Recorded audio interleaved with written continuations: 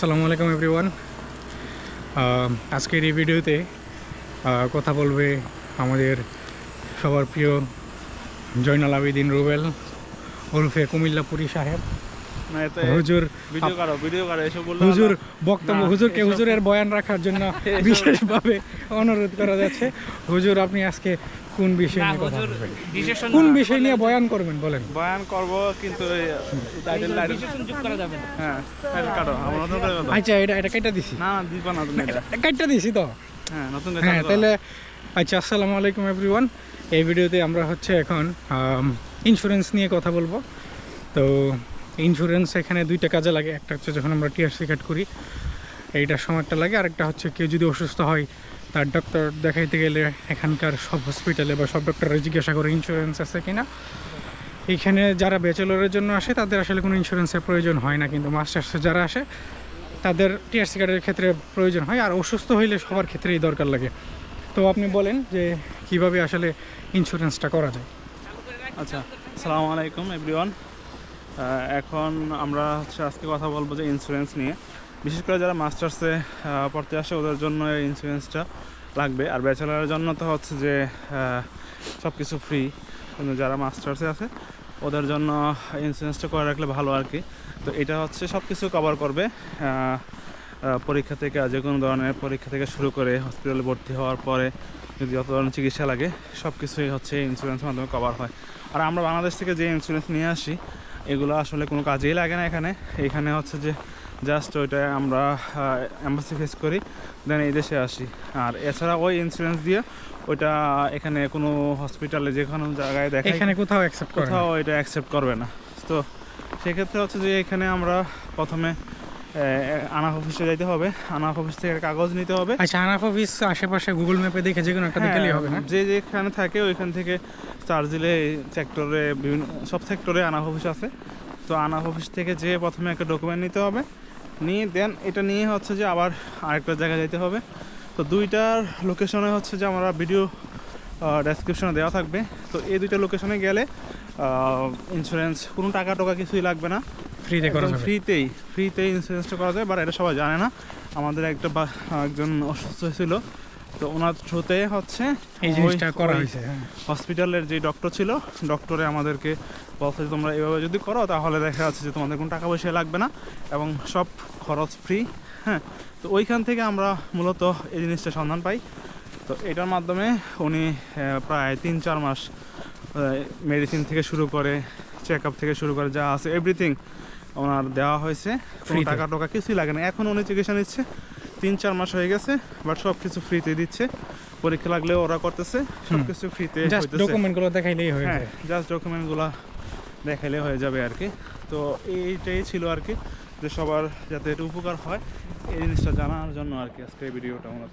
আচ্ছা, আর একটা বিষয়, আমরা এখানে আসার পরে টিআরসি কার্ড করার সময় যদি কেউ সেই ওয়েতে গিয়ে ইন্স্যুরেন্সটা করে, ওইটা করলে কি হইব, নাকি টিআরসি কার্ডের জন্য আলাদা করে কোথাও থেকে ইন্স্যুরেন্স নেওয়া লাগবে? ওইটা করলে তো ফার্স্টে ওইটা করলে তো আরও বেটার।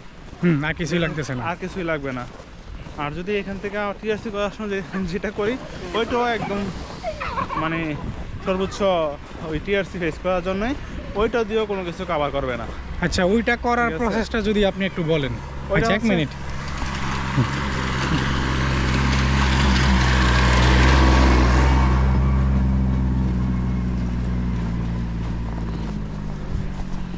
স্নো পরিষ্কার করতেছে, সো গাড়ির সাউন্ডের কারণে আমরা একটু স্টপ ছিলাম। আচ্ছা, ওইটার জন্য একটু বলেন। কেউ ধরেন এত ঝামেলায় যাইতে চাইল না, নতুন এসে এত কিছু চিনে না, চাইতেছে ওই যে ঠিক আছে ওইটা দিয়ে আমি করে ফেলবো। ওইটা করতে কত টাকা লাগে নর্মালি? ওইটা করতে 100 থেকে 150 লাগবে। হ্যাঁ, ওইটা কোন কোম্পানি থেকে নেওয়া? এটা গ্রুপামা না? হ্যাঁ, গ্রুপামা। ওইটা লিখে সার্চ করলেই যে অফিস আছে নিয়ারেস্ট অফিসে। এখানে প্লাজা রোমানার পাশে একটা আছে, কাঙ্গাসিতে একটা আছে, 2 জায়গা আছে। ওদের যে বুঝে ভালো করে বলতে হবে, না হলে কিন্তু ওরা অনেক বেশি চার্জ করে। ওদেরকে বলতে হবে এম্বাসি ফেস করার জন্য জাস্ট নরমাল টিআরসি কার্ডের জন্য, টিআরসি কার্ডের জন্য আর কি। জাস্ট নরমাল কিছু কাজ, ইমার্জেন্সি কোনো একটা জন্য এটা। না হলে কিন্তু ওরা বুঝতে পারে না ভালোভাবে। তো ওদেরকে বুঝাইতে হবে ভালোভাবে যে এটা আমি হচ্ছে টিআরসি কার্ডের জন্য করবো ইন্স্যুরেন্সটা। সেক্ষেত্রে এটা 150 নিবে সর্বোচ্চ।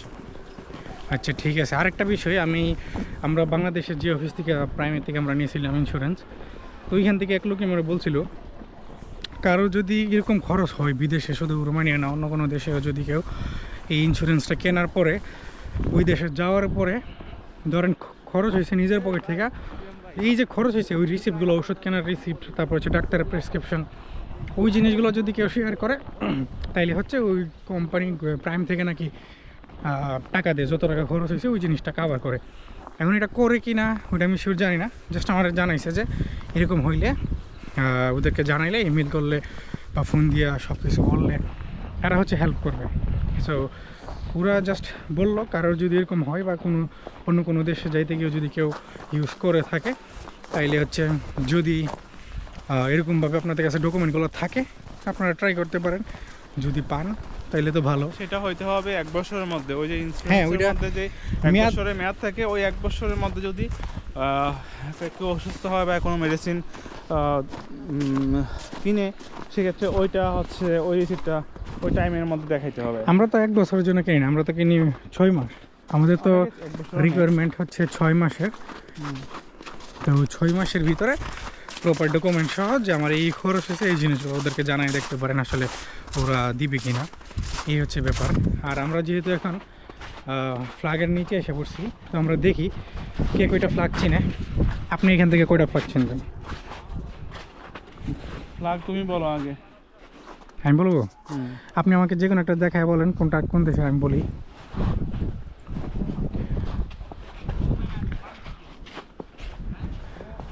একবার প্রথমটা না, no, left side first one. এটা হচ্ছে এস্তোনিয়া। আপনি এইটা বলেন। এটা ভুলে গেছি কোন দেশ। হ্যাঁ, এটা বুলগেরিয়া। আচ্ছা, এটা যেহেতু পারেন না, ওই প্রথমটা বলেন, আমার যেটা দিছিলেন। ফ্ল্যাগ সম্পর্কে আচ্ছা, আমার ওইটা ধারণা নেই। পোল্যান্ডের।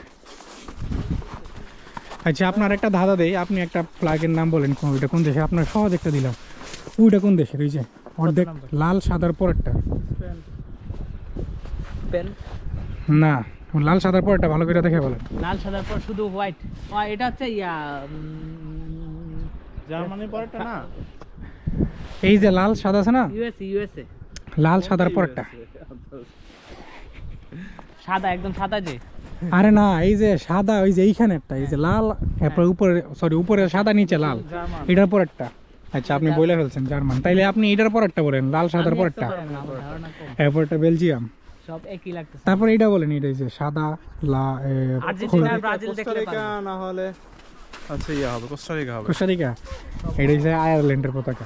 আচ্ছা, আপনি বলেন, এটা কোন দেশের? আপনি জানেন না? এটা হচ্ছে সার্বিয়ার পতাকা। আচ্ছা বুঝছি এখন। এটা কোন দেশের বলেন? ক্রোয়েশিয়া। এটা লাটভিয়া। পতাকা কোন নতুন করে লাগাইছে না? ওইখানে আছে ফিনল্যান্ড, তারপর আছে চেক রিপাবলিক। হ্যাঁ, পতাকা নতুন নতুন লাগতেছে না? এগুলো ছিঁড়ে গেছিল, পরে হচ্ছে নতুন করে লাগাইছে। হ্যাঁ, কই আপনার গ্লাভ? আচ্ছা, আমার ব্যাগে ঠিক আছে, দাঁড়ান দিচ্ছি। এইখানে আসে আপনার, আমি আরেকটা দেখাই, আপনি দেখি। হ্যাঁ, কি? হ্যাঁ, আমিও ভাবছিলাম টেবিল টেনিস খেলি। না, এখানে আসেন, আগে আসেন। ওয়াও, আপনি এখানে আগে আসেন। এখন বলেন, এটা কোন দেশের পতাকা? বলেন, কোনটা? এটা কোন দেশের পতাকা? এটা তো স্পেনে মনে হইতেছে। আচ্ছা, স্পেন মনে হইতেছে, আপনি জানি না। এটা স্পেনের, তাহলে এটা